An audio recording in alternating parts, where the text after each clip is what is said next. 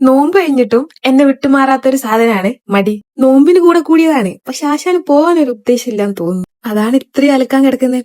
ഇന്ന് കെട്ടിയോന്റെ ആക ഡ്രസ്സ് ഇടാനൊന്നും ഇല്ലല്ലോ എന്ന് കേട്ടപ്പോ അലക്കാൻ ഇറങ്ങിയതാ. പിന്നെ ഞാൻ എന്ത് ചെയ്യുന്നുണ്ടെങ്കിലും കൂട്ടിന് മൂപ്പര് മുന്നിലുള്ളതുകൊണ്ട് വലിയ കുഴപ്പമില്ല. ഞാൻ പാതി മൂപ്പര് പാതി എന്നാണ് ഞങ്ങളെ പോളിസി. എന്തിനൊക്കെ മടി പിടിച്ചാലും ഫുഡ് ഉണ്ടാക്കാൻ മടി കാണിച്ചിട്ട് കാര്യമില്ല. കാരണം ഞാൻ ഉണ്ടാക്കിയാലേ ഞങ്ങൾക്ക് എന്തെങ്കിലും തിന്നാൻ പറ്റുള്ളൂ. അപ്പന്നാ ഒന്നും കുറക്കാതെ ബീഫ് കുഷ്ക തന്നെ ഉണ്ടാക്കാന്ന് വിചാരിച്ച് കുഷ്ക ഉണ്ടാക്കി. അപ്പത്തേക്ക് അബ്ബ ഷോപ്പിൽ നിന്ന് വന്ന് നമ്മൾ ചോറും തിന്ന്. ഇവര് ഞാനിവിടെ ഇരിക്കുന്നത് മറന്നു പോകുന്നുണ്ടോ എന്നൊരു ഡൗട്ട്. ഈയിടെയായിട്ട് സ്നേഹപ്രകടനം കുറച്ച് കൂടുന്നുണ്ടേ. പിന്നെ അബ്ബ പോയപ്പം നേരെ ഉറക്കായി. അപ്പൊ പിന്നെ ഞാനും കുറച്ചുറങ്ങി. അങ്ങനെ ചെറിയൊരു ഉറക്കം കഴിഞ്ഞ് നമ്മൾ വീണ്ടും അലക്കാൻ ഇറങ്ങി. പിന്നെ ഒരു കുളിയും പാസ്സാക്കി നമ്മൾ നേരെ ഹോസ്പിറ്റലിലോട്ട് പോയി. ഈ ചിരിയൊക്കെ അവിടെ എത്തുമ്പോ നിൽക്കും, കാരണം നമ്മൾ ഡ്രസ് ചെയ്യാനാ പോകുന്നത്. അതും കഴിഞ്ഞ് നേരെ അബ്ബന്റെ ഷോപ്പിലോട്ടാ പോയെ.